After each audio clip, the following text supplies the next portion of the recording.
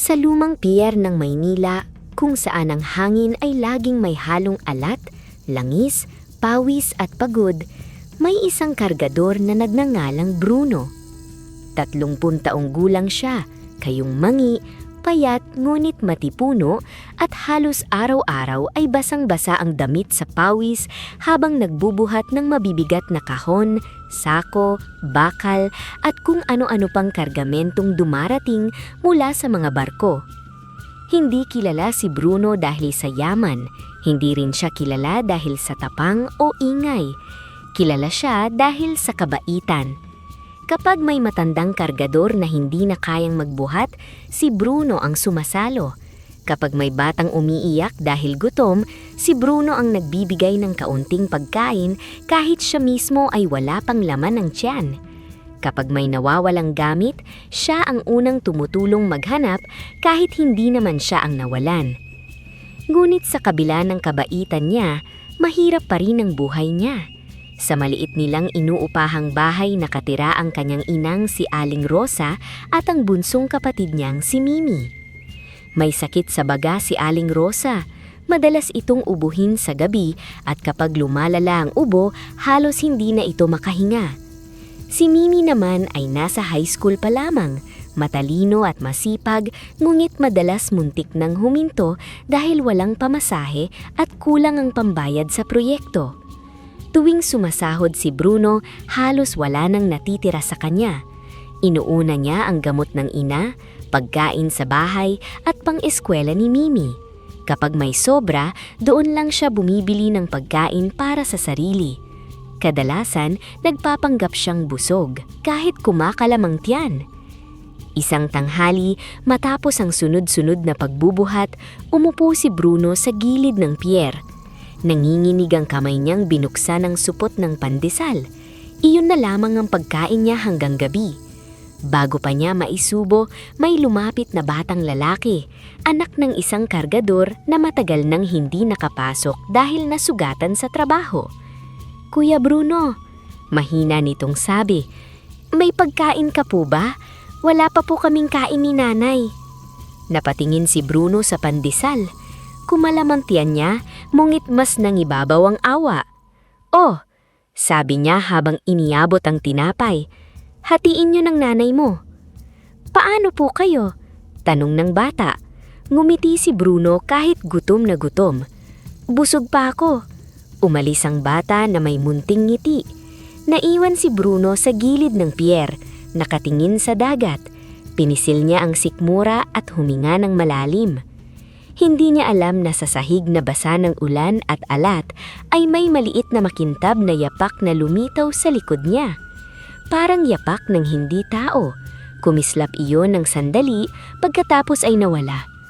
Sa isang madilim na siwang sa ilalim ng lumang bodega, may 3 pares ng maliliit na mata na nakatingin kay Bruno. "Siya ba?" tanong ng isang munting tinig. "Hindi pa natin alam," sagot ng mas seryosong boses. "Pero nakita ninyo ang ginawa niya. Siya mismo ang gutom, ngulit ibinigay niya ang huling pagkain." "Baka nagkataon lang," sabi ng isa pang tinig. "Walang nagkataon sa pusong sinusubok," sagot ng seryosong boses. "Bantayan natin siya." Naong gabing iyon, umuwi si Bruno na halos wala ng lakas. Pagpasok niya sa bahay, narinig niya agad ang ubo ni Aling Rosa. "Inay," nag-aalalang sabi niya habang lumalapit, "inom po muna kayo ng tubig." Hawak ni Aling Rosa ang dibdib. "Anak, kumain ka na ba?" "Opo," sabi ni Bruno. "Marami po." Tahimik na nakatingin si Mimi mula sa sulok. Alam niyang nagsisinungaling ang kuya niya. Kinuha niya ang plato at hinati ang kaunting kanin. Mas marami ang inilagay niya sa parte ni Bruno. "Mimi, bakit ang dami nito?" tanong ni Bruno. "Busog na ako, kuya," sagot ng kapatid. Nagkatinginan silang dalawa. Pareho silang ngumiti pero parehong may luhang gustong kumawala. Nang makatulog na sina Aling Rosa at Mimi, umupo si Bruno sa may pintuan. Tingala siya sa madilim na langit. "Lord," mahina niyang sabi, "hindi ko naman hinihinging yumaman agad. Kahit konting ginhawa lang, Kahit isang araw lang na hindi ako matatakot kung may kakainin kami bukas. Mula sa malayo sa direksyon ng lumang pier ay may mahinang liwanag na kumislap sa loob ng isang abandonadong bodega. Hindi iyon nakita ni Bruno, ngunit may bulong na dumaan sa hangin. Natagpuan na natin siya. Kinabukasan, mas mabigat ang trabaho sa pier. May dumating na malaking barko at halos walang pahinga ang mga kargador. Sa ibabaw ng lahat ng sigawan at kalampag ng bakal, nangingibabaw ang boses ni Kapitan Roldan, ang malupit na kapatas ng pier. Si Kapitan Roldan ay kinakatakutan ng mga kargador.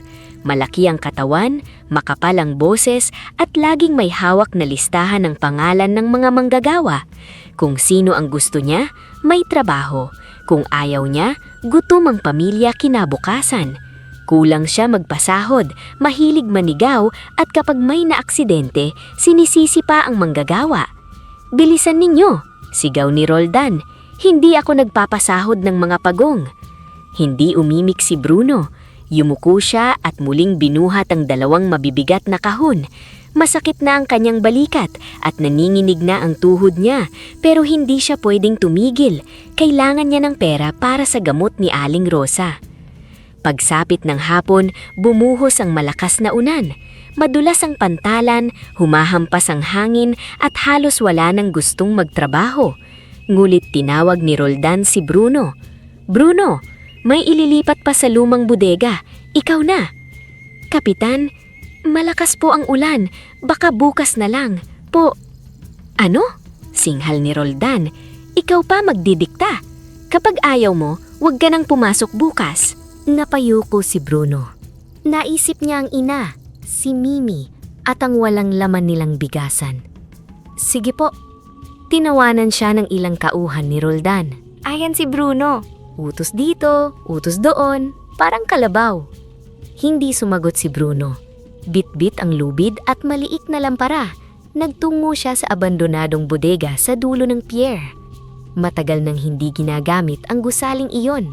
Basag ang bintana, may lumot ang dingding, at sa loob ay amoy amag, kalawang at lumang kahoy. Sinimulan niyang ilipat ang mga lumang kargamento. Habang nagliligpit, may napansin siyang maliit na kahon sa pinakasulok. Hindi ito kalakihan, ngunit kakaiba ang itsura. Gawa ito ng maitim na kahoy na parang sinunog sa labas, ngunit makinis pa rin. Sa takip nito ay may ukit na dahon, bundok, alon, bituin, at maliliit na kamay na magkakahawak. Lumapit si Bruno.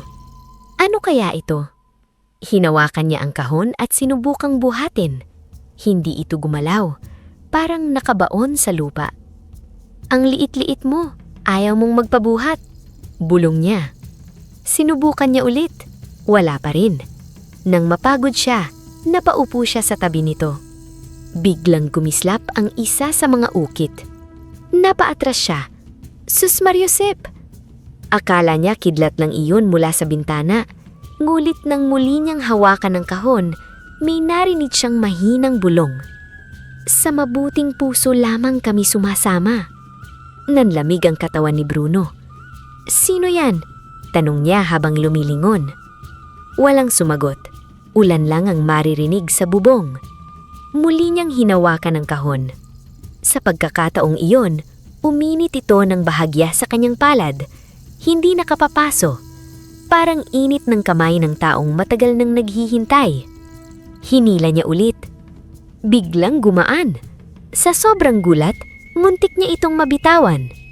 "Kanina ayaw mo, ngayon magaan ka," sabi niya, pilit pinapatapang ang sarili. Naisip niya, baka mahalaga ang laman nito. Baka may-ari. Baka kapag nawala ito, may mahirap na manggagawang mapagbibintangan. Kaya binalot niya ito sa lumang sako at dinala palabas ng bodega. Habang naglalakad siya sa ulan, may maliliit na ilaw na sumusunod sa kanyang mga paa. Parang alitap-tap, ngunit mas maliwanag, mas mahiwaga. Kapag lumilingon siya, nawawala ang mga ito. Kapag nagpapatuloy siya sa paglalakad, bumabalik ang kinang. "Tama na Bruno," bulong niya sa sarili. pagod ka lang, gutom ka lang. Ngunit mula sa loob ng kahon, ay may maririnig siyang tila maliliit na kampanilya. Parang may tumatawa, parang may bumubulong, parang may mga nilalang na natutuwa dahil sa unang pagkakataon matapos ang maraming taon, may taong nakabuhat sa kahon nang hindi ito ninakaw. Pagdating niya sa bahay, tulog na si Mimi. Si Aling Rosa naman ay mahina pa rin ang ubo. Inilagay ni Bruno ang kahon sa sulok ng kanyang maliit na silid. "Bukas," sabi niya, "hahanapin ko kung kanino ka." Humiga siya sa banig. Sa sobrang padod, agad siyang nakatulog. Ngunit pagsapit ng hating gabi, gumalaw ang takip ng kahon. Sa ilalim ng sahig, may kumatok. Tok-tok, tok. May maliit na tinig na bumulong. Gising na paya siya? May isa pang tinig na sumagot. "Huwag kang maingay, pitik. Tao yan, madaling matakot." "Ako pa ang maingay? Ikaw nga itong parang kulog magsalita." "Tumahimik kayo," sabi ng mas seryosong boses. "Oras na." At sa dilim ng maliit na silid ni Bruno, ay nagsimulang lumiwanag ang mga ukit sa mahiwagang kahon. Ginising si Bruno sa liwanag na tumatama sa kanyang mukha. Nung una, akala niya apoy. Mabilis siyang bumangon at hinanap ang pinanggagalingan ng kinang. Nandoon ang kahon sa sulok, ngunit hindi na ito luking ordinaryong kahon. Ang mga ukit nito ay gumagalaw. Ang dahon ay tila hinihipan ng hangin.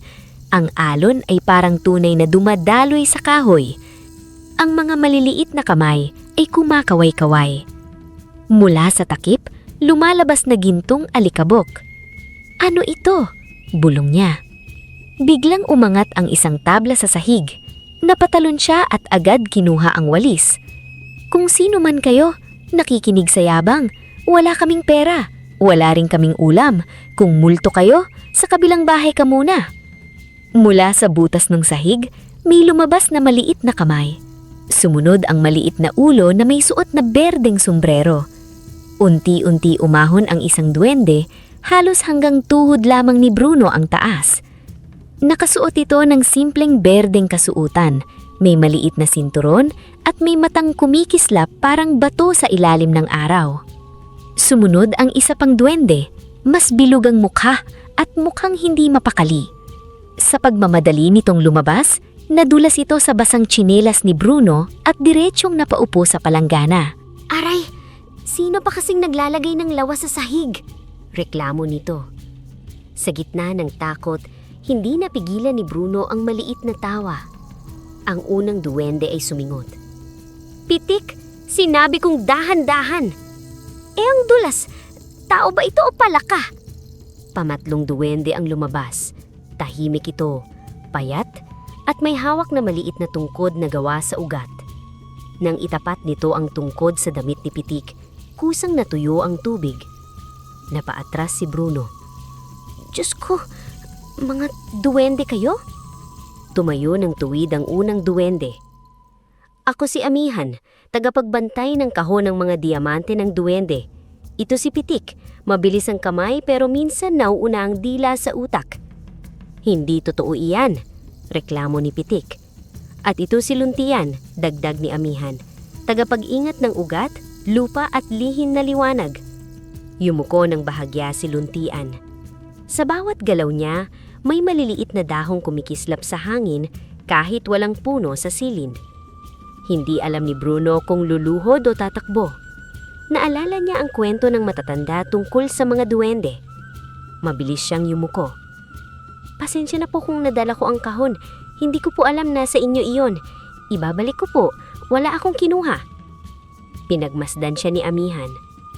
"Alam naming hindi ka magnanakaw," sabi nito.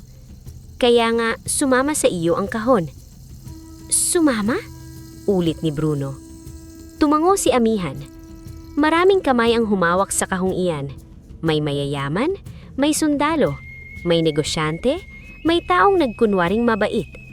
Ngunit sa mga sakim, hindi ito gumagalaw. Sa mga mapanlinlang, bumibigat ito na parang bundok. Sa pusong marumi, ang laman nito ay nagiging abo, bato o maitim na asin. Lumapit si Luntian sa kahon at marahang hinawakan ng takip. Ito ay salamin ng puso. "Bakit ako?"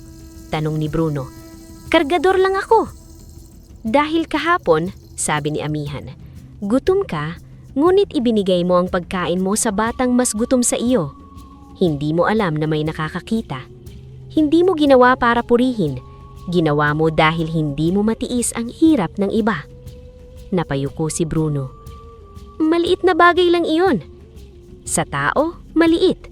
Sa hiwaga, malaking liwanag iyon." Biglang bumukas ang kahon. Mula sa loob, may lumabas na pilak na alikabok. Umikot ito kay Bruno at dumapo sa sugat sa kanyang balikat. Unti-unting nawala ang hapdi. "Gumaling!" bulong niya. "Konting ginhawa lamang. Hindi pa kapalit ng pagsubok." "Anong pagsubok?" tanong ni Bruno. Humakbang si Amihan palapit. Sa loob ng kahon ay maaaring lumitaw ang diamante, ngunit hindi dahil gusto mong yumaman. Lalabas lamang ito kung ang puso mo ay mananatiling mabuti kahit dumating ang pera, inggit, takot at tukso. Napalunok si Bruno. "Hindi ko alam kung kaya ko." "Walang taong laging sigurado," sabi ni Amihan. "Kaya ka namin babantayan. Hindi para gawin kang perpekto, kundi para paalalahanan ka kapag naliligaw ka." "Bakit kaya tutulong sa akin?" Hindi agad sumagot si Amihan. Tumingin ito sa natutulog na si Aling Rosa at Mimi sa kabilang silid. "Dahil matagal na kaming naghahanap ng taong marunong magbuhat hindi lang ng kahon, kundi ang hirap ng iba." Tahimik si Bruno. Mabigat ang sinabi ng duwende. Parang may humipo sa pinakatagong bahagi ng puso niya. Lumapit si Pitik at tinaas ang kamay. "Kung magkaibigan na tayo, may pandesal ka ba? Kanina pa ako naghahanap sa ilalim ng sahig. Puro ipis ang nandoon. Hindi ako nakikipagkaibigan sa ipis." Nangiti si Bruno kahit nanginginig pa rin. "Wala na akong pandesal." Nanlumo si Pitik. "Mahirap nga kayo." "Pitik," saway ni Amihan. "Ano? Totoo naman." Sa gabing iyon, hindi pa lubos na nawala ang takot ni Bruno, ngunit may kakaibang ginhawa sa dibdib. Hindi pa sila magkaibigan agad, pero nagsimula na ang isang samahan na hindi niya inaasahan. Samahan ng isang kargador na halos mawalan na ng pag-asa at ng mga duwende na matagal nang naghahanap ng pusong karapat-dapat pagtiwalaan. Bago sila bumalik sa ilalim ng sahig, humarap si Amihan kay Bruno. "Bukas, buksan mo ang kahon sa liwanag ng umaga. Kung tunay ang kabutihan mo, may makikita ka. At kung wala, sabi ni Amihan, ibig sabihin may kailangan ka pang matutunan." Sumara ang tabla. Nawala ang liwanag. Naiwan si Bruno na gising hanggang madaling araw, nakatitig sa kahon. At mula sa loob nito, may munting sinag na nagsisimula ng mabuo. Kinabukasan, hindi agad bumangon si Bruno. Nakatingin siya sa kahon, iniisip kung panaginip ba ang lahat. Ngunit bago pa siya makapag-isip ng madalgang, narinig niya ang malakas na ubo ni Aling Rosa. "Kuya!" tawag ni Mimi mula sa kabilang silid. "Kuya, parang hindi makahinga si nanay." Mabilis na tumakbo si Bruno. Nakaupo si Aling Rosa sa higaan, namumutla, hawak ang dibdib. Hirap na hirap itong huminga. "Inay," sabi ni Bruno habang inaalalayan siya. "Sandali, dadalhin kita sa health center." Umiling ang ina. "Huwag na anak, pamasahe pa lang." "Huwag niyo na pong isipin iyon," sagot ni Bruno. Pero alam niyang halos wala siyang pera. Binuksan niya ang maliit na lata kung saan nila tinatago ang ipon. Ilang barya lang ang laman. Kulang na kulang kahit sa isang araw na gamot. Tumakbo siya sa butika. Sarado pa ito ngunit may empleyadong nag-aayos sa loob. "Ate, pakiusap ni Bruno," habang kumakatok. "Kailangan ng gamot ng nanay ko. Kulang lang ko ang pera ko ngayon pero babayaran ko rin." Luwabes ang babae, halatang naaawa. "Pasensya na po, bawal po ang utang dito." "Pakiusap," halos lumuluhod siya. "Kahit pang isang araw lang, halos hindi na siya makahinga." Mula sa loob, sumilip ang may-ari ng butika at umiling. "Hindi pwede, bumalik ka kapag may pera ka." Parang may tumama sa dibdib ni Bruno. Hindi siya nagalit. Alam niyang negosyo iyon. Pero sa sandaling iyon, ramdam na ramdam niya ang liit niya. Isang anak na hindi man lang makabili ng gamot para sa ina.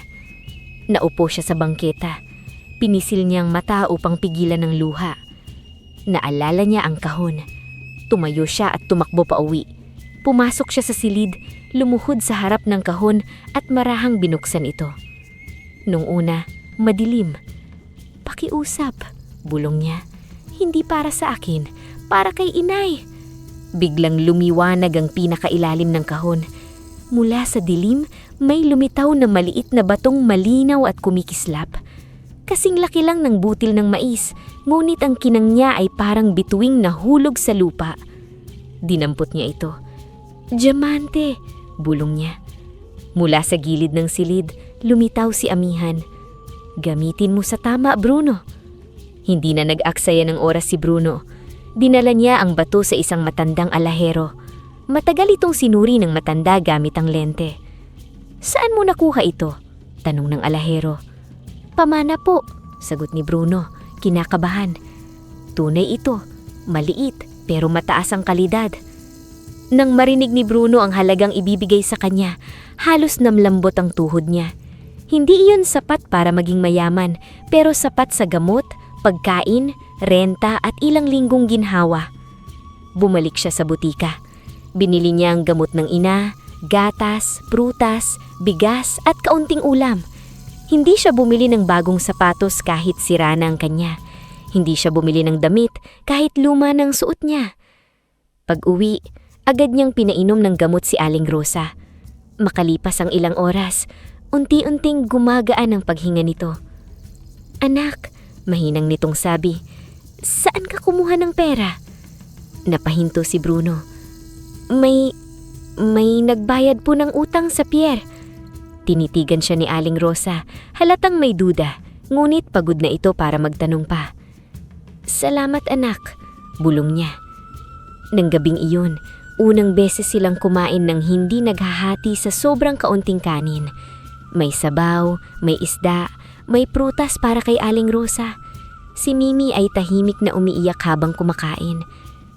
"Mimi, bakit ka umiiyak?" tanong ni Bruno. "Wala. Nakalimutan ko lang yata ang lasa ng busog." Napayuko si Bruno. Pumasok siya sa kusina, kunwari kukuha ng tubig. Doon siya napasandal sa dinding at tahimik na umiyak. Hindi dahil mayaman na siya, hindi dahil tapos na ang problema. Umiiyak siya dahil sa unang beses naramdaman niyang may pag-asa pa. Lumabas si Amihan mula sa anino. "Bakit ka umiiyak?" tanong nito. Pinunas ni Bruno ang mukha niya. "Kasi ngayon lang ako nakaramdam na baka maililigtas ko sila." Tahimik si Amihan. Matagal niyang tinitigan si Bruno. "Marami pang pagsubok, Bruno. Alam ko. At mas mahirap ang pagsubok kapag may pera na." Huminga ng malalim si Bruno. "Takot nga ako." "Maganda yan." Napatingin si Bruno. "Magandang matakot?" Ang taong natatakot magkamali ay may pag-asang manatiling tama. Ang delikado ay ang taong akala niyang hindi na siya magkakamali. Sa loob ng bahay, narinig nila ang mahinang tawa ni Mimi at Aling Rosa. Maliit lang ang tahanan nila. Sira pa rin ang bubong. Manipis pa rin ang dingding. Ngunit ng gabing iyon, may init at liwanag na matagal nang nawala. Sa loob ng kahon, may isa pang munting sinag na kumislap. Nagsisimula pa lamang ang hiwaga. Akala ni Bruno mula noon ay araw-araw nang magkakaroon ng diamante ang kahon.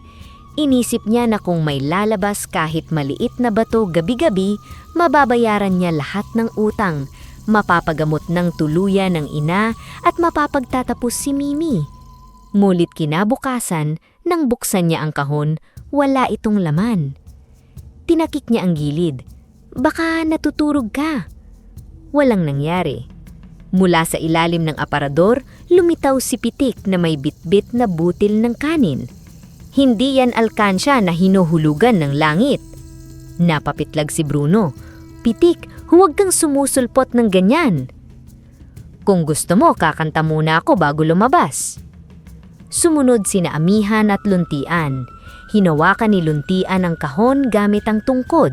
Kumislap ang mga ukit, ngunit hindi bumukas ang loob. "Bakit walang diamante?" tanong ni Bruno. "May mali ba akong ginawa?" "Wala," sagot ng Amihan. "Pero hindi ibig sabihin ay may gantimpala araw-araw."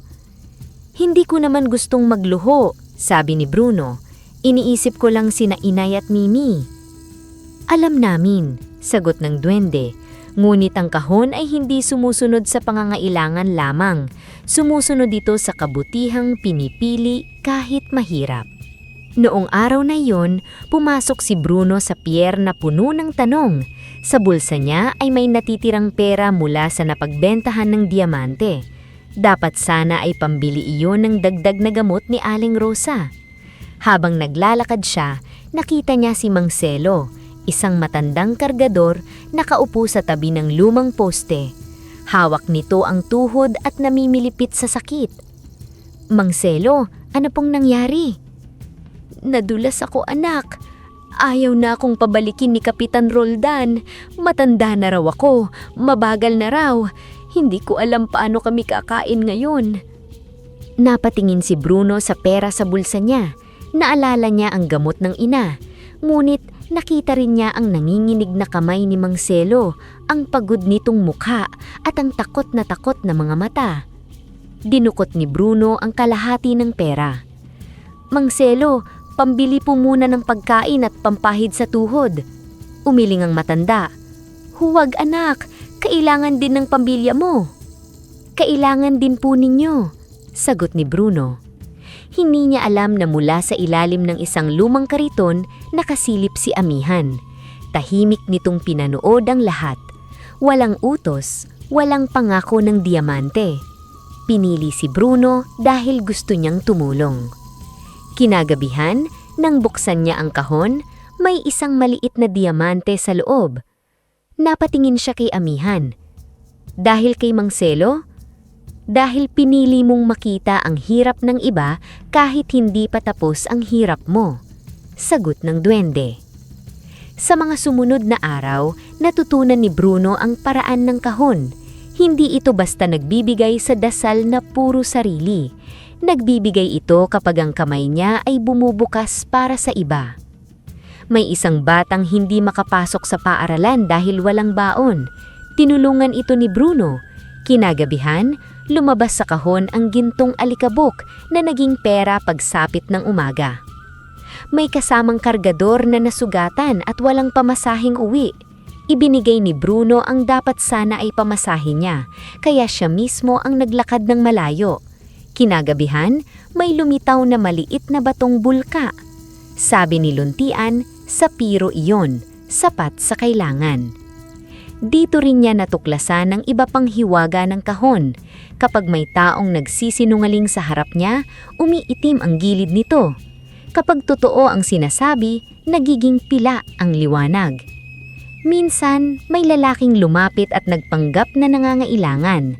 Nang ilapit ni Bruno ang kahon, umamoy itong sunog na asin. "Sinungaling siya," bulong ni Amihan. Totoo nga. Tauan pala iyon ni Kapitan Roldan na naghahanap ng sikreto ni Bruno. Isang gabi, napabuntong hininga si Bruno habang nakatingin sa kahon. "Amihan, paano kung dumating ang araw na magkamali ako?" "Darating iyon," sagot ng duwende. Napatingin si Bruno. "Hindi mo man lang akong pinagaanan ng loob." "Totoo ang sinabi ko, magkakamali ka dahil tao ka. Ang tanong, kapag nakita mong mali ka, babalik ka ba sa tama o yayakapin mo ang mali dahil mas madali?" Hindi nakasagot si Bruno. Lumapit si Pitik, bit-bit na 5 pisong barya na halos kalaki ng plato para sa kanya. "Kanina pang nahuhubog sa akin ito.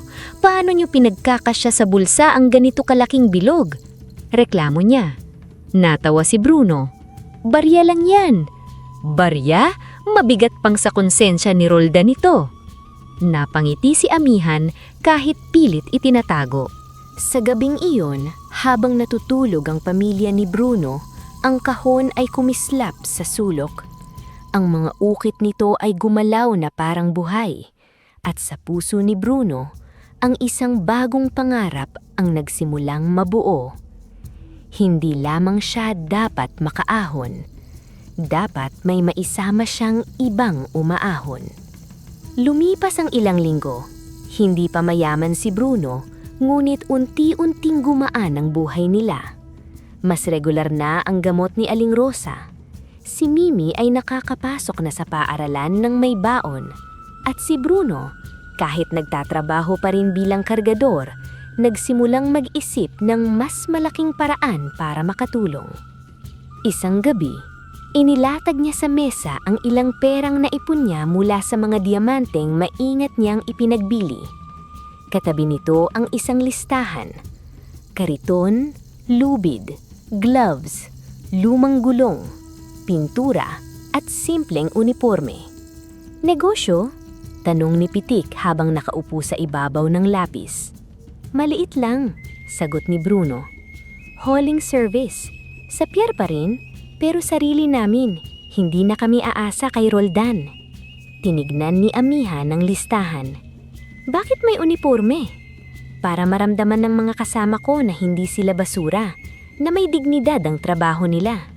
Tahimik si Amihan. Parang may natutunan ito sa sagot ni Bruno. Kinabukasan, bumili si Bruno ng lumang kariton mula sa junk shop.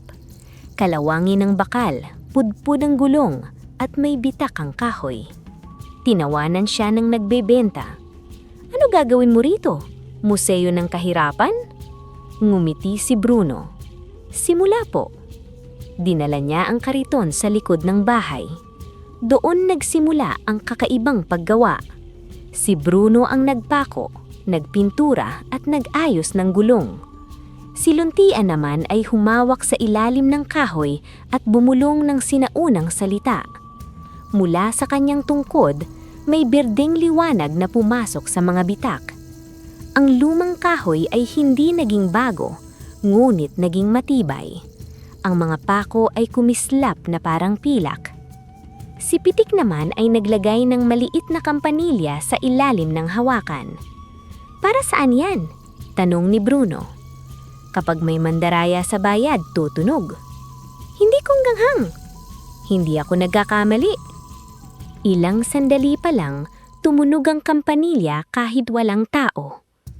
Tinignan siya ni Bruno. Napakamot si Pitik. Minsan nag-iensayo. Sa unang araw ng kanilang maliit na serbisyo, 4 lang sila. Si Bruno, si Marcelo, si Nestor at si Temyong, isang binatang dating laging pinagtatawanan ni Roldan dahil mahina raw siya. Suot nila ang simpleng kamiseta na may nakasulat na Bruno Cargo Helpers. Pinagtawanan sila ng ibang kargador. Kariton lang, kumpanya na? Baka Bruno Cargo hila-hila. Hindi sumagot si Bruno. Hinawakan niya ang kariton at bumulong. Kaya natin ito. Unang customer nila ang isang matandang babae na kailangang maglipat ng mga kahon ng paninda.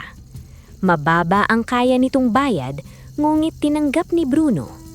Habang tinutulak nila ang kariton, nararamdaman niyang may kakaibang gaan. Mabigat ang kargamento, ngunit parang may mga invisible na kamay na tumutulong. Sa gilid, hindi nakikita ng iba, naroon sina Luntian at Pitik. Si Luntian ay seryosong nakatutok sa gulong. Si Pitik naman ay nakasakay sa ibabaw ng kahon, parang kapitan ng barko. Diretso, bumulong si Pitik. Kapag kumaliwa kayo may lubak, kapag kumanan may asong galit. Pitik, bumulong ni Bruno. Huwag kang masyadong maingay, baka mapansin ka. Hindi nila ako nakikita. Pero naririnig ka kapag sumigaw ka. Oo nga pala. Unti-unting nakilala ang Bruno Cargo Helpers. Tapat sila, mabilis, at hindi nanlalamang sa customer. Kapag may sobrang bayad, ibinabalik ni Bruno. Kapag may nawawalang gamit, hinahanap nila. Kapag may mahirap na customer, nagbibigay sila ng diskante. Sa bawat taong natutulungan, mas lumalakas ang ningning ng kahon. Minsan, hindi diamante ang lumalabas, kundi mga maliliit na batong kulay berde, pula at buglaw. Sabi ni Amihan, iba't ibang bihaya iyon lumalabas depende sa kabutihang ginawa. Ngunit, habang lumalago ang maliit na negosyo ni Bruno, may mga matang nagsimulang tumingin ng may inggit. Isa rito si Kapitan Roldan. Mula sa opisina niya, nakita niyang may customer na lumalapit sa grupo ni Bruno imbes na sa mga kargador na hawak niya. Akala ba ng Bruno na yan makakaangat sa akin? Bumulong si Roldan. Hindi niya alam na mula sa mas mataas na gusali sa kabilang bahagi ng pier, may isa pang lalaking nakamasid. Si Don Severino Alcantara, mayamang negosyante, may-ari ng malalaking warehouses. Siya ang tunay na makapangyarihan sa likod ng maraming galaw sa pier.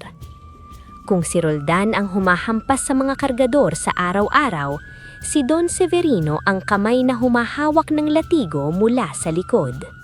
At nang makita niyang unti-unting umaangat si Bruno, ngumiti siya ng malamig. Isang kargador, sabi niya, na nangangarap maging hari ng pier. Tinapik niya ang mesa. Tignan natin kung hanggang saan ang kaya niya. Hindi nagtagal, naging usap-usapan sa pier ang Bruno Cargo Helpers. Maliit pa rin ito, ngulit may tiwala na ang mga tao. May mga tindera, maliliit na negosyante at ordinaryong manggagawa na mas pinipiling lumapit kay Bruno dahil alam nilang hindi sila lolokohin.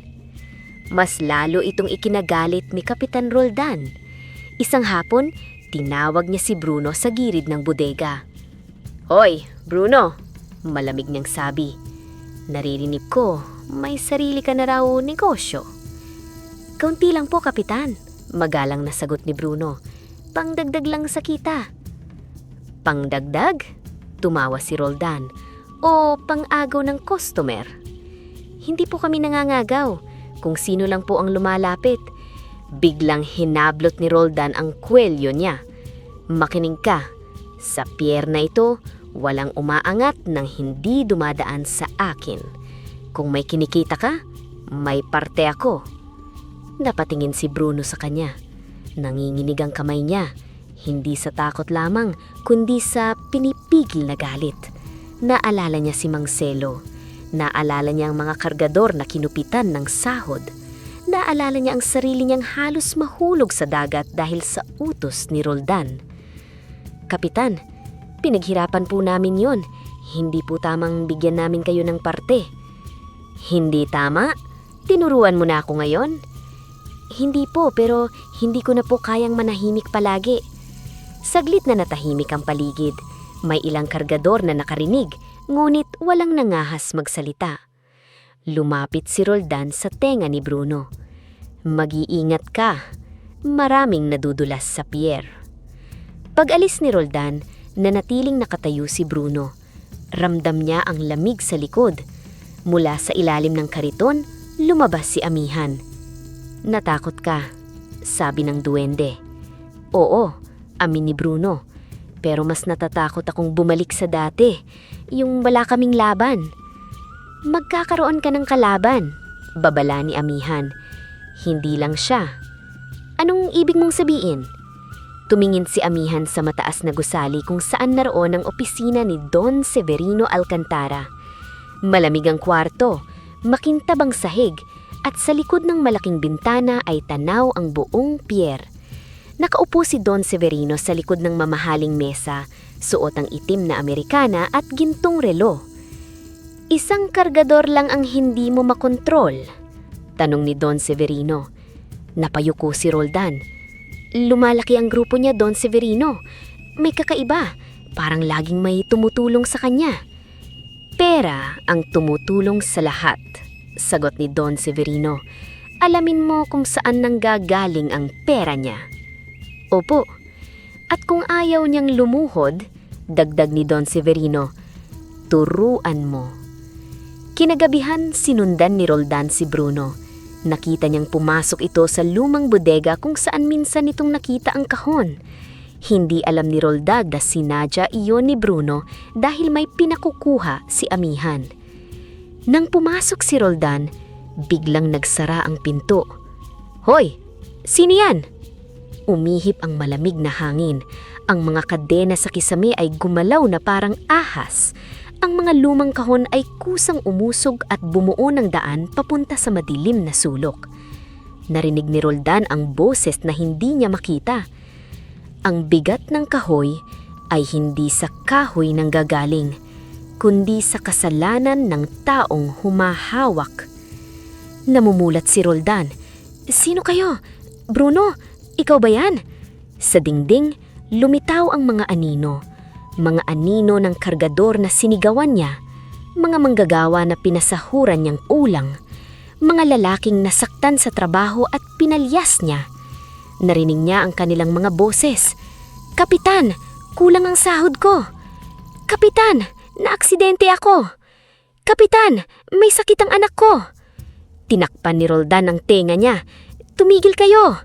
Ngunit lalong lumakas ang mga boses. Ang sahig ay tila lumambot. Sa bawat hakbang niya, lumulubog ang paa niya na parang nilulunok siya ng putik. Sinubukan niyang tumakbo papunta sa pinto, ngulit bawat labasan ay bumabalik sa loob ng bodega. Sa gitna ng dilim, may 3 maliliit na matang kumislap. Hindi niya nakita ng malinaw ang mga duwende. Anino lamang, liwanag lamang, ngulit sapat iyon para manigas ang kanyang katawan. Nang api ka ng mga mahihirap, binigyan ka ng kapangyarihan upang ayusin ang trabaho, ngulit ginamit mo ito para manakot. "Hindi, trabaho ko lang iyon," sigaw ni Roldan. Biglang tumunog ang kampanilya ng kariton ni Bruno kahit wala roon ang kariton. Ting, ting, ting. Sa bawat tunog, may lumilitaw na papel sa sahig. Mga listahan ng sahod na kinupit ni Roldan. Mga pangalan ng kargador na hindi nabayaran ng tama. Mga pirmang peke. Napaluhod si Roldan. "Tama na." Hindi siya sinaktan ng mga duwende. Ngunit sa unang pagkakataon, naramdaman niya ang bigat ng konsensya. Nang bumukas ang pinto, gumapang siyang palabas, basang-basa sa pawis. Mula sa dilim, pinanood siya ni amihan. "Babala pa lang iyan," sabi ni Pitik. "Matututo kaya siya?" tanong ni Luntian. Tumingin si amihan sa malayo, sa direksyon ng opisina ni Don Severino. Ang maliit na ahas ay natakot. Ngunit ang malaking ahas, mas matigas ang kaliskis. Ilang araw, naging tahimik si Kapitan Roldan. Hindi muna siya sumigaw, hindi muna siya nanakit ng salita. Ngunit ang takot niya ay hindi naging pagsisisi, naging galit iyon. Para sa kanya, si Bruno ang dahilan ng lahat. Si Bruno ang nagpahiya sa kanya. Si Bruno ang dapat mawala. Kaya bumalik siya kay Don Severino. May kakaiba talaga sa kanya, sabi ni Roldan, nanginginig pa rin ng boses. May kababalaghan. Tinitigan siya ni Don Severino at tumawa ng mahina. "Kababalaghan? Roldan, matanda ka na para matakot sa kwento lang bata." "Nakita ko po, Don Severino. Gumalaw ang mga kadena. May mga anino, may tinig. Takot ang tawag dyan," putol ni Don Severino. At ang takot ay sakit ng mahihinang tao. Napayuko si Roldan. Napahiya. Kung may pera si Bruno, sabi ni Don Severino, may pinanggagalingan iyon. Hanapin mo. Kung may kahon, kunin mo. Kung may tao siyang kasama, bilhin mo. Kung may negosyo siyang itinayo, gibain mo. Opo. Ngunit ng gabing iyon, si Don Severino mismo ang dinapuan ng hiwaga. Natulog siya sa kanyang malaking kwarto, sa malambot na kama, sa bahay na puno ng mamahaling gamit. Ngunit sa panaginip niya, nagising siya sa loob ng isang dambuhalang kahon. Akala niya noong una, puno ito ng diamante. Kumikinlang ang paligid, bundok-bundok ang bato, bawat sulok ay may liwanag. Ngumiti siya. Akin lahat ito. Dinampot niya ang isang diamante. Bigla itong naging uling sa kanyang palad. Dinampot niya ang isa pa. Naging bato. Ang isa pa, naging maitim na asin. Unti-unting namatay ang liwanag. Sa dilim, may mga matang kumislap. Marami, maliit, tahimik, nakatitig sa kanya. Narinig niya ang tinig ni Amihan. Ang yaman na galing sa luha ng mahihirap ay hindi diamante. Ito ay sumpa. "Lumabas kayo!" sigaw ni Don Severino. "Kilala niyo ba ako?" Mula sa dilim, lumitaw ang anino ng mga manggagawang niloko niya. Mga kargador na kulang ang sahod, mga pamilyang nawalan ng hanap buhay dahil sa kontrabando niya. Mga taong pinatahimik niya gamit ang pera. "Hindi ninyo ako matatakot," sabi ni Don Severino. Ngunit biglang lumiit ang kahon. Dumikit ang mga dingding. Ang mga bato ay naging mabibigat na pasanin sa kanyang dibdib. Hindi siya makahinga. Ang kasakiman, bulong ng tinig, ay kahong ikaw mismong pumasok. Nagising si Don Severino na hingal. Basang-basa ang kanyang damit sa pawis. Sa kanyang palad, may itim na asin. Ilang segundo siyang natulala. Kapos yan, kinuyom niya ang kamao. "Palabas!" bulong niya. "Hindi ako matitinag." Sa halip na matuto, lalo siyang nagalit. Kinabukasan, ipinatawag niya ang ilang tauhan. "Sunugin ang maliit na warehouse ni Bruno. Gawin ninyong aksidente at kunin ninyo ang kahon kung makita ninyo." Nang gabing iyon, habang naghahanda si Bruno na umuwi, kakaibang tahimik ang kahon. Hindi ito kumikinlap, hindi ito bumubulong. Si Amihan ay nakaupo sa bintana. Seryoso ang muka. "May mangyayari," sabi ni Bruno. Tumanggo si Amihan. May mga taong binabalaan ng hiwaga, ngunit pinipili pa rin ang dilim. Si Roldan at ang Panginoon niyang mas sakim. "Don Severino," bulong ni Bruno. Doon niya unang narinig mula kay Amihan ang pangalan ng lalaking matagal nang kumokontrol sa pier. "Maghanda ka, Bruno," sabi ng duwende. Ang inggit ng maliit na tao ay masakit. Ngunit ang kasakiman ng makapangyarihan ay kayang magsunog ng pangarap. Dumating ang sunog sa gabing pinakamalakas ang ulan. Akala ni Bruno, ligtas sila dahil basa ang buong pier. Ngunit ang apoy na dalalang kasamaan ay hindi basta pinapatay ng ulan. Nagsimula ito sa likod ng maliit na warehouse ng Bruno Cargo Helpers, sa lugar kung saan nakatago ang unang kariton, mga lubid, mga listahan ng customer at mga unipormeng inipon nila. "Sunog!" sigaw ng isang kargador. "Sunog sa warehouse ni Bruno!"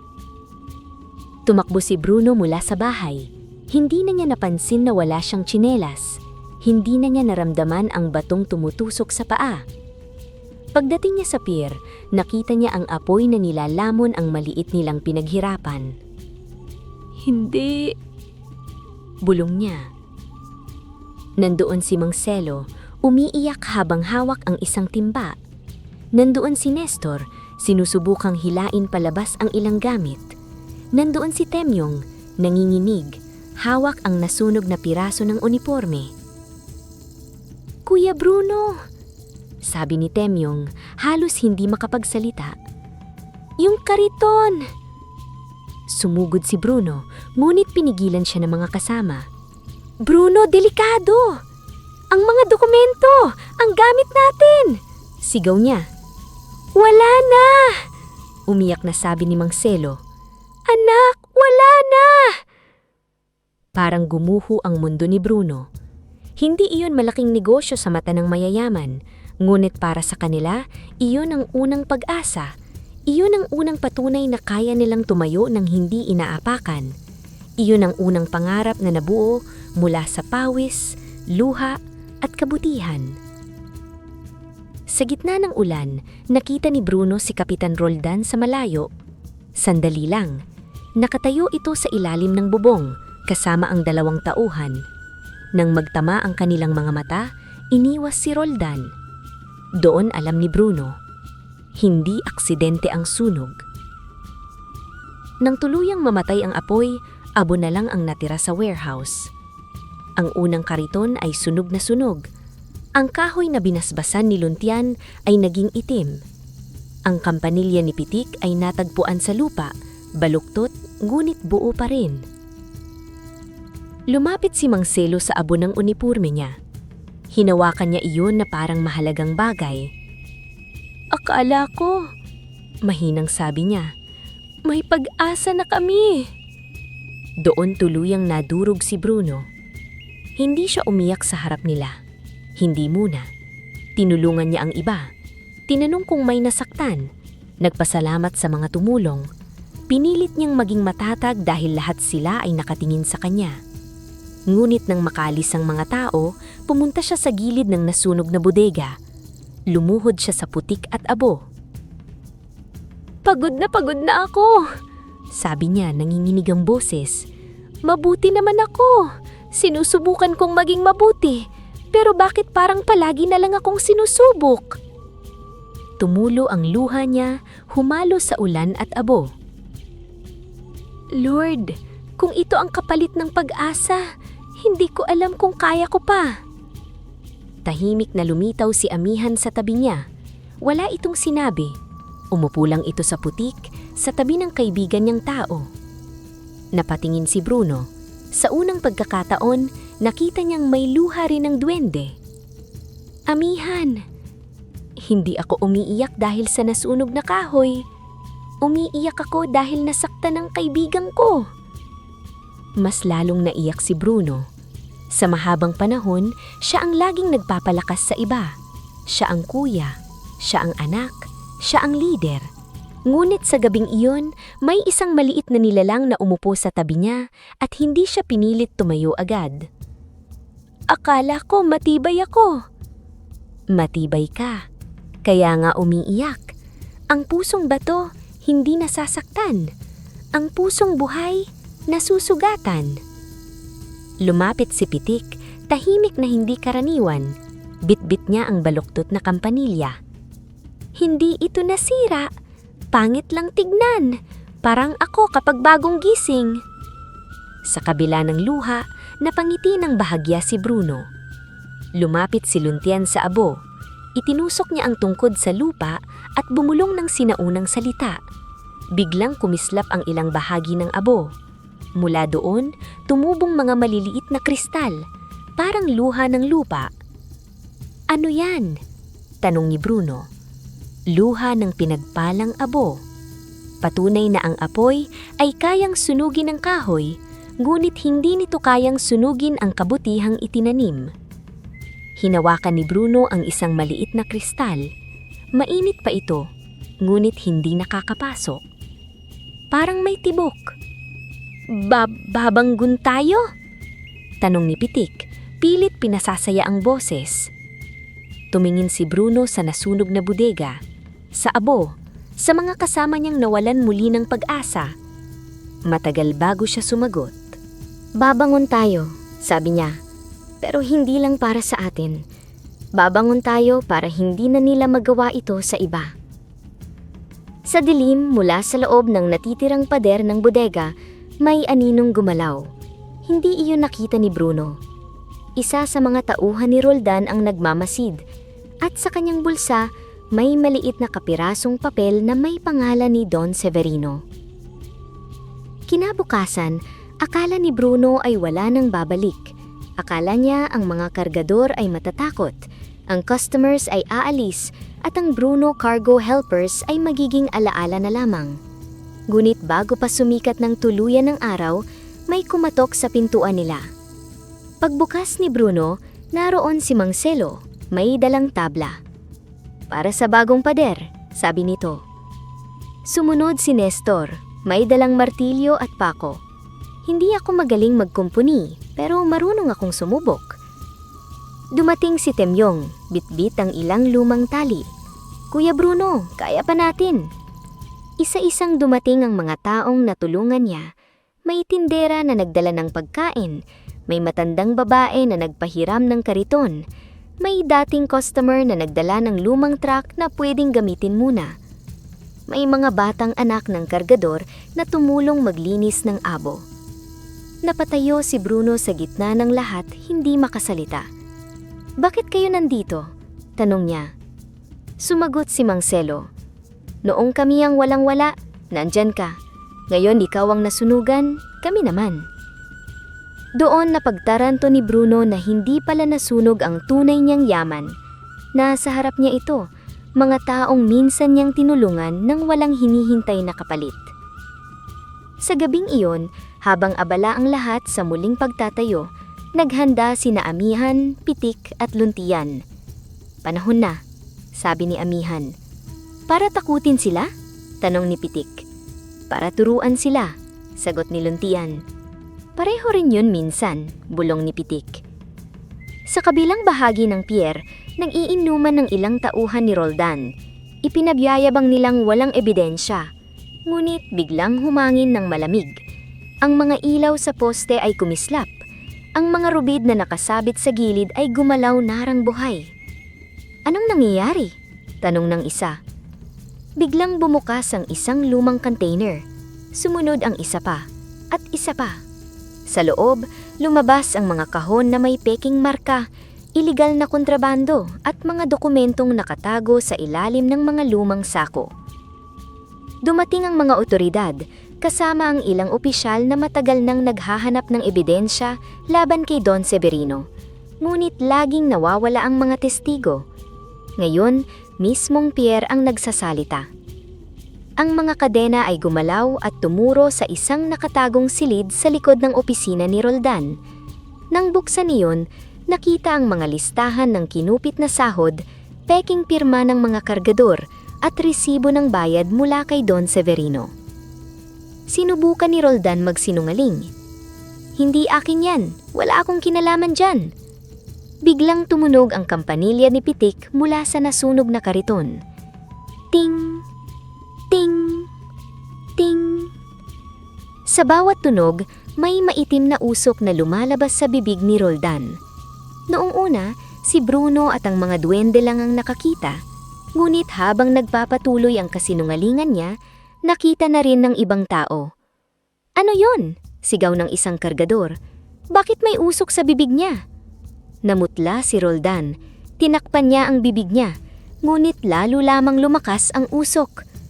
"Hindi ako nagnakaw," sigaw niya. Ting! Mula sa bulsa niya, kusang nanablag ang perang nakatali sa listahan ng sahod ng mga kargador. "Hindi ko pinasunog ang warehouse." Ting! Bumukas ang ilaw sa pader at nabuo ang anino. Si Roldan, kausap ng dalawang tauhan, itinuturo ang warehouse ni Bruno. Napaatras ang mga tao. "Roldan!" bulong ni Bruno, puno ng sakit. Napaluhod si Roldan, hindi na siya makapagsinungaling. Ang bawat salitang mali ay nagiging usok. Ang bawat pagtatanggi ay may kasamang tunog ng kampanilya. "Pinagawa sa akin, si Don Severino. Siya ang nag-utos, siya ang may kontrabando, siya ang may hawak ng lahat." Sa mataas na guduning, narinig ni Don Severino ang balita. Nagmamadali siyang bumaba, galit na galit. "Mga kasinungalingan yan, walang makapagpapatunay niyan." Biglang bumukas ang pinakamalaking container sa bahagi niya sa likod. Sa loob nito ay hindi pera ang laman. Hindi rin ordinaryong kargamento. Nasa loob ang mga kahon ng peking dokumento, mga kontratang may pirma niya, at mga tala ng ilegal na padala. Sa gitna ng container, may isang malaking kahon na akala niya ay matagal nang itinago sa pribadong bodega. Nang buksan niyo ng otoridad, ang laman ay mga bato, abo at maitim na asin. Sa hangin, narinig ni Don Severino ang boses na mula sa panaginip niya. Ito ang tunay na laman ng pusong sakim. Naninginig siyang napatingin sa paligid. Hindi totoo ito. Ngunit totoo ang ebidensya. Totoo ang mga kontrata. Totoo ang mga taong ngayon ay handa nang magsalita dahil hindi na sila takot. Habang dinadala si Roldan ng mga otoridad, Humarap siya sandali kay Bruno. "Bruno," sabi niya, boses na halos basag. "Hindi ko alam." "Alam mo," tahimik na sagot ni Bruno. "Matagal mong alam. Ngayon mo lang naramdaman ang bigat." Hindi siya sinaktan ni Bruno, hindi niya minura, hindi niya pinahiya ng higit pa. Hinayaan niyang ang katotohanan ang magbigay ng leksyon. Si Don Severino naman ay hindi agad nadakip. Marami pa siyang kapit, abogado at pera. Ngunit sa gabing iyon, nawala ang takot ng Pierre sa kanya. At sa unang pagkakataon, hindi ang pangalan niya ang bumigat sa pantalan. Pangalan ni Bruno. Pagkatapos ng gabing iyon, nagbago ang takbo ng Pierre. Si Kapitan Roldan ay natanggal sa pwesto at humarap sa kaso. Ang ilan sa kanyang ari-arian ay ipinambayad sa mga kargador na kinupitan niya ng sahod. Bilang bahagi ng parusa, pinagawa sa kanya ang gawaing dati niyang minamaliit: pag-aayos ng sirang kagamitan, paglilinis ng bodega, at pagtulong sa mga manggagawang nasugatan. Hindi iyon ginawa ng mga duwende upang pahirapan siya. Ginawa iyon upang maramdaman niya ang bigat ng trabahong dati niyang pinagtatawanan. Si Don Severino naman ay patuloy na lumaban. Ginamit ang pera at impluwensya, ngunit unti-unting bumagsak ang kanyang mga negosyo dahil sa mga ebidensyang lumitaw. Ang mga dating takot magsalita ay isa-isang tumistigo. Ang mga kontrata niya ay sinuri. Ang mga peking dokumento ay nabunyag. Samantalang muning bumangon ang Bruno Cargo Helpers. Mula sa kariton, nagkaroon ng lumang truck. Mula sa lumang truck, dumami ang sasakyan. Mula sa maliit na grupo, naging maayos na logistics company.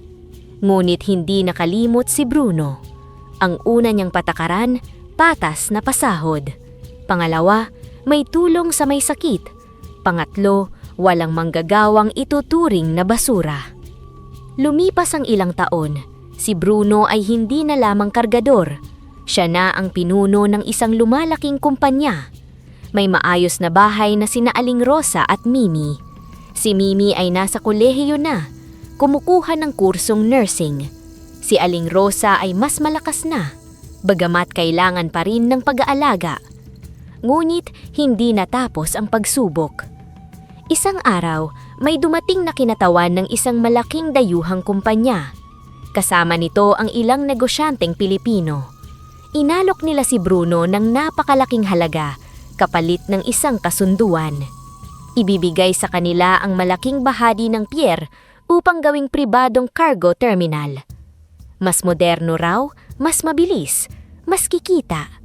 Ngunit may kapalit. Aalisin ang mga maliliit na kargador, tatanggalin ang mga tindera sa gilid. Mawawala ng lugar ang mga pamilyang umaasa sa Pierre.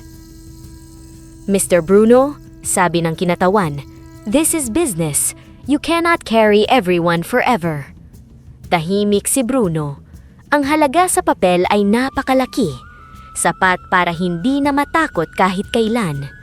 Sapat para sa maraming branch. Sapat para sa buong kinabukasan ng pamilya niya. Nang gabing iyon, hindi lumiwanag ang kahon. Nasa mesa ito, tahimik. Walang diamante, walang alikabok, walang bulong.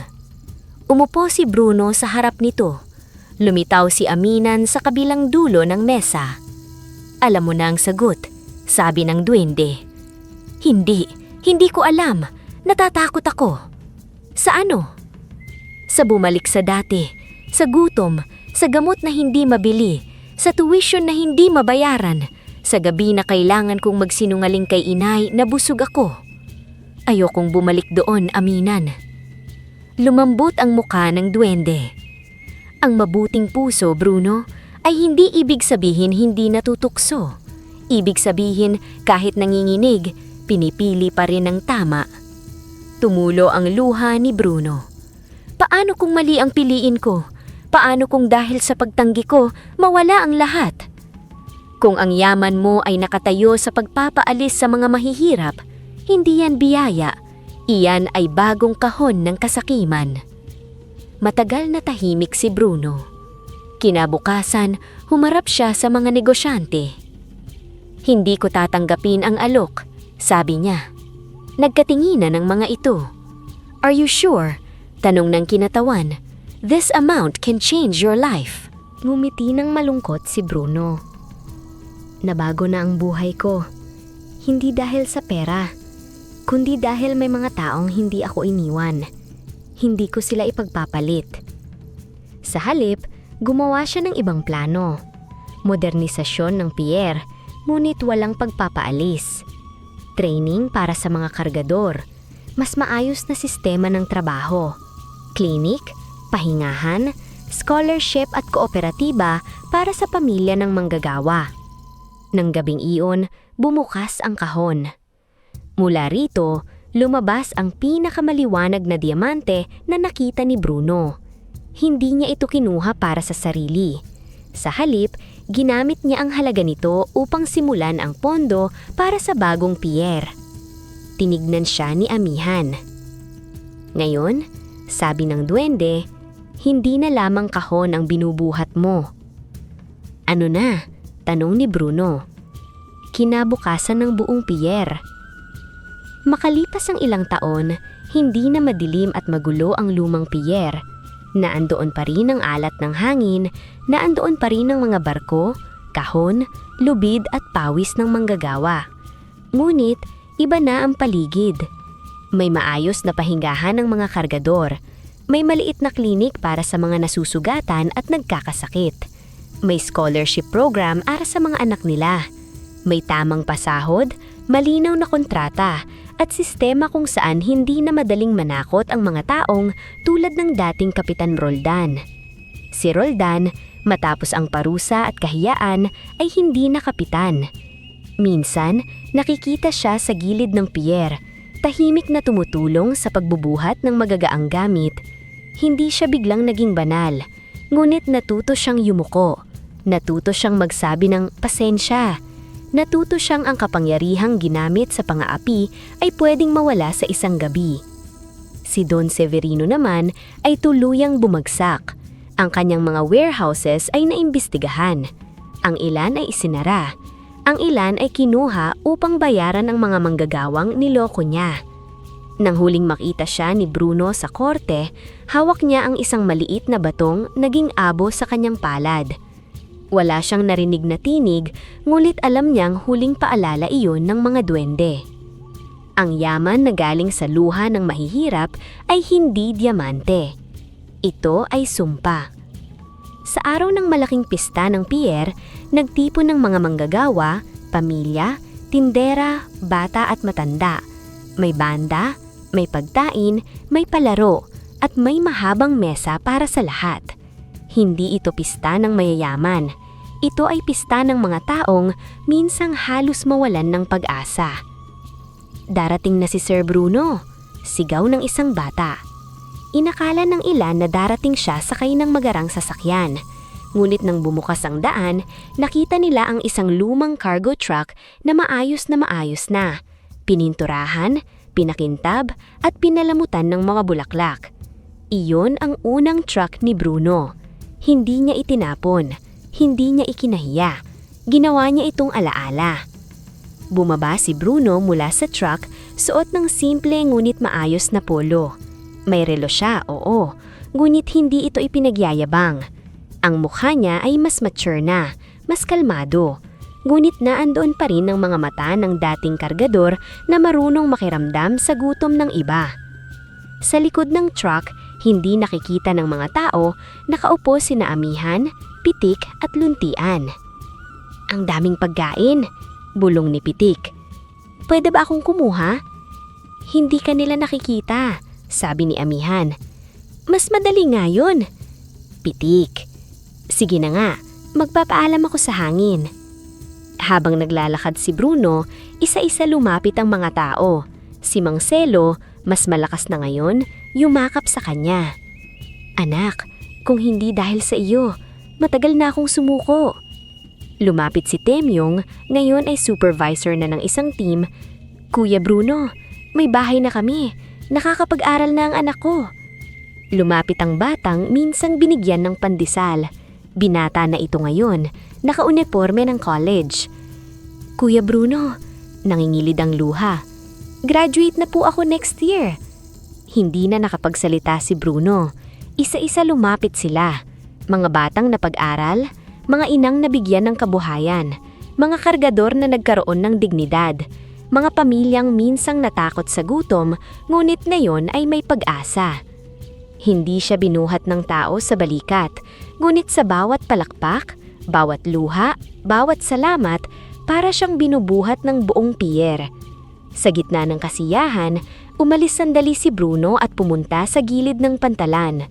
Doon siya umupo, nakatingin sa paglubog ng araw. Ilang sandali pa lang, lumitaw si Amihan sa tabi niya. "Bakit ka umalis?" tanong ng duwende. "Baka makita nila akong umiiyak," sagot ni Bruno. "Matagal ka nang umiiyak sa harap ko." "Sanay ka na." Umupo si Amihan sa tabi niya. Maliit ito kumpara kay Bruno, ngunit dami ng pinagdaanan nila, hindi na iyon mahalaga. Hindi na silang tao at duwende lamang. Magkaigigan sila. "Naalala mo nung una tayong nagkita, hinampas ko pa yun ng walis." "Hindi mo kami nahampas, mahina ang hawak mo." "Takot ako noon." "Takot ka pa rin minsan." "Oo," amin ni Bruno. "Pero hindi na ako nag-iisa." Tahimik silang tumingin sa dagat. Ang alon ay kumikislap sa kulay kahel na araw. Sa malayo, naririnig ang tawanan ng mga bata at tugtog ng banda. Mula sa bulsa ni Amihan, inilabas niya ang isang maliit na piraso ng kahoy. Galing iyon sa unang kariton na nasunog. Itinabi pala niya. "Iningatan mo?" tanong ni Bruno. Tumango si Amihan. "Paalala, hindi lahat ng nasusunog ay nawawala. Minsan, nagiging ugat ng mas matibay na simula." Nangingilid ang luha ni Bruno. "Amihan," mahina niyang sabi. "Salamat." "Hindi ang diamante ang tunay na kayamanan mo, Bruno," sabi ng duwende. "Ang tunay na diamante ay ang mga taong nabuhay dahil hindi ka naging sakim." Doon tuluyang umiyak si Bruno. Hindi na niya pinigilan. Hindi iyon luha ng pagkatalo. Hindi iyon luha ng gutom. Iyon ay luha ng taong matagal nang nagbuhat ng bigat ng mundo at mayon lang naramdamang may mga kamay ding bumubuhat sa kanya. Sa likod nila, lumapit si Pitik. May bitbit na maliit na piraso ng bibingka. "Sabi ng hangin, pwede raw ako kumuha," sabi nito. Tumingin si Amihan sa kanya. "Nagsasalita na ang hangin ngayon?" "Sa akin, oo." Napatawa si Bruno habang nagpupunas ng luha. "Hayaan mo na, Amihan, piyesta naman." Si Luntian ay tahimik na lumapit. Itinusok niya ang tungkod sa kahoy ng pantalan. Mula roon, tumubo ang munting berdeng dahon sa pagitan ng luma at matigas na tabla. Maliit lamang iyon, ngulit maliwanag. "Para saan iyan?" tanong ni Bruno. "Paalala," sabi ni Luntian. "Kahit sa pinakamatigas na lugar, tumutubo ang buhay kapag may kabutihan." Nang gabing iyon, habang nagsasaya ang buong pier, ang kahon ng mga diamante ng duwende ay tahimik na nakatago sa isang ligtas na silid. Hindi na ito kasing liwanag tulad ng dati. Hindi dahil nawawala ang mahika, kundi dahil hindi na kailangang patunayan ni Bruno ang puso niya. Sa takip nito, gumalaw ang ukit ng maliliit na kamay. Hindi na ito naghahanap. Nakahanap na ito ng taong marunong bumuhat. At sa lumang pier ng Maynila, matagal na ikukwento ng mga tao ang tungkol sa isang kargador na minsang nagbuhat ng mahiwagang kahon ng mga diamante. Ngunit ang hindi alam ng karamihan, hindi ang kahon ang tunay na nagpayaman kay Bruno. Ang tunay na hiwaga ay ang puso niyang hindi nagbago kahit dumating ang yaman, inggit, takot at tukso. Dahil may mga taong yumayaman at nagiging bato ang puso. Ngunit si Bruno, sa tulong ng mga duwende, ay yumaman ng mas naging tao.